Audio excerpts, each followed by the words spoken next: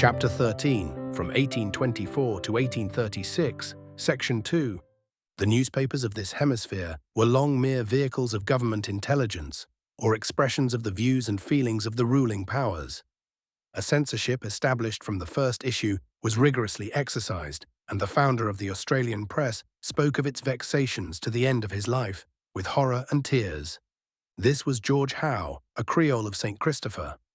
He arrived in New South Wales in 1800.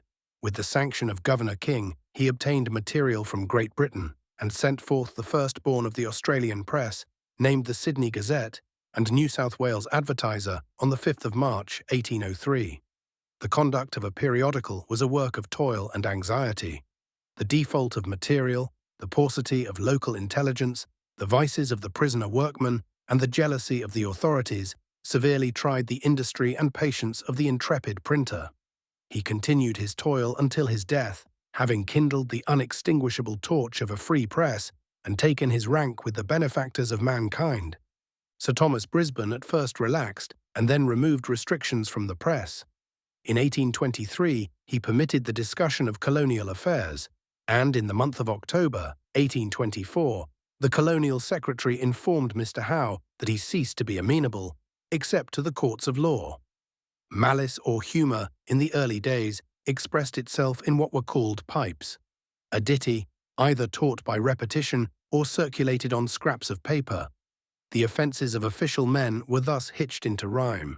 These pipes were a substitute for the newspaper, and the fear of satire checked the haughtiness of power. The Hobart Town Gazette, established by Andrew Bent, the first permanent newspaper, was under the immediate patronage and control of the government, and Mr. Emmett was the first official editor. The articles were brief, mild, and complimentary. They represented the views of the ruler, perhaps at that time also of the people. On the arrival of Colonel Arthur, Mr. Bent determined to throw off official supervision and claimed a property in the title of the Gazette. The partnership between him and the government was not very distinct.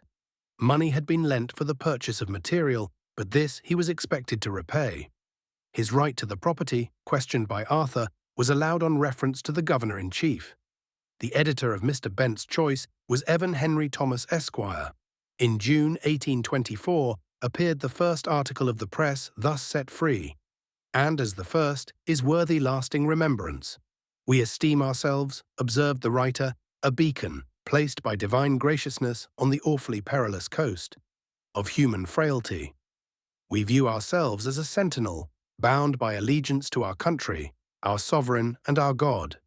We contemplate ourselves as the winnowers for the public." He then proceeds, "We desire to encourage the cloudless flames of rectified communion, rejecting each effusion, however splendid, of degenerate curiosity and perverted genius, of misanthropic acerbity and calumnious retrospection." Such were the vows and resolutions of the father of journalists. He added, "The duties of our typographic province are performed by the proprietor and one assistant." Having offered his columns for discussion, a writer of considerable colonial fame, R.L. Murray, appeared under the signature of a colonist. His letters addressed to Arthur reviewed his government, contrasted with that of his predecessor. They were said to approach the style of Junius.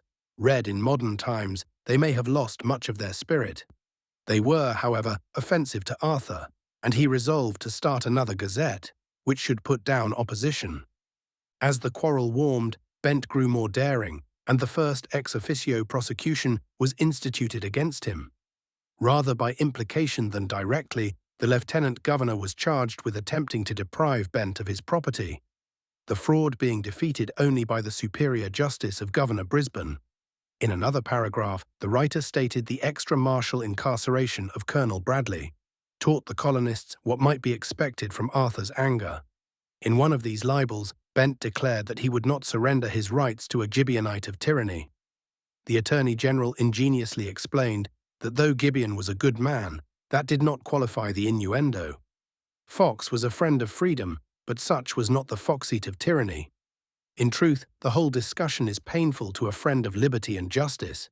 It is difficult to imagine a less dangerous opposition than such compositions, or to account for their prosecution, except as an outbreak of offended pride.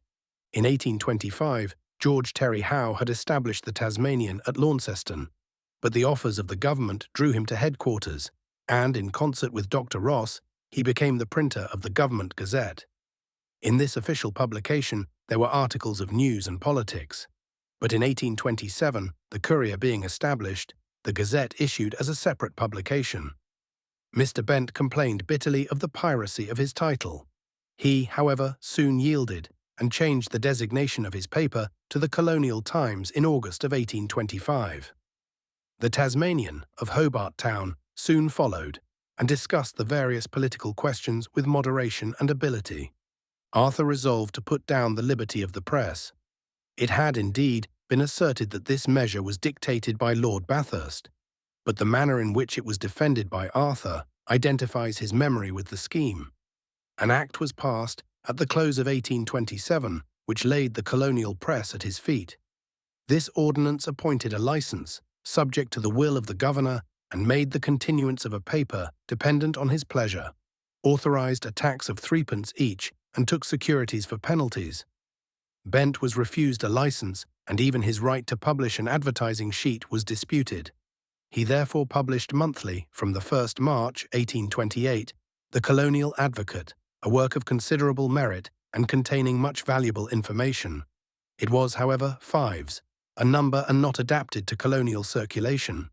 The Australasiatic Review by Murray also made its appearance in February 1828, and although the publishers of these productions were injured by the law, the governor was not the gainer. It was not to be expected that the colony would quietly submit. An address, signed by Meredith and several other magistrates, animadverted on the measure with just severity. They declared that the restrictions imposed were needless, unconstitutional, and debasing, that they were an insult to the colony, contrary to the implied engagements of the Crown when emigration was invited. The reply of Arthur asserted that so long as this was a place for the reception of convicts, the press could not be free, that it was dangerous to authority and calculated to destroy the security of domestic life. Some opinions expressed by the remonstrants he pronounced presumptuous and unjust.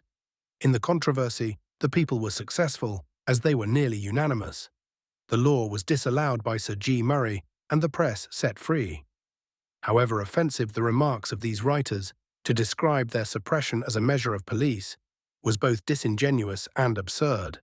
Alarmed by the threats of prosecution, the author of the Gibeonite libel presented an apology in the following supplicating terms: "We avow our readiness to preserve inviolate the best and most endeared interests of this community, and we trust that before misanthropy again can rally his vituperative legions to assault us, we may re-evince to all how staunch is our allegiance, and how sully less our zeal at the post of probity." The unfortunate printer could not soften his prosecutor and was cast in damages and expenses amounting to £500. In 1829, Launceston was favoured with two newspapers, the Advertiser and the Cornwall Press. Both started together and both manifesting the spirit of rivals. The Advertiser was the property of Mr. John Fawkner. Its opponent belonged to Mr. S. Dowsett and reached the 19th number. The following are memorials of their fraternal sympathies. The Cornwall Press describes his rival as an addle-pated upstart, a superannuated zany. His writings as the frothings of a beer cask. Condescending to notice 5 feet 2 1/4, he remarks, "We dropped from our proper elevation." What that might be, it is not difficult to conjecture, if the rejoinder is to be credited. If he had his right place, he would be wearing a leather apron and scouring pewter pots. Such were the literary love tokens of those days. It will be seen that the quarrel of Arthur with the press was continued to the end of his administration.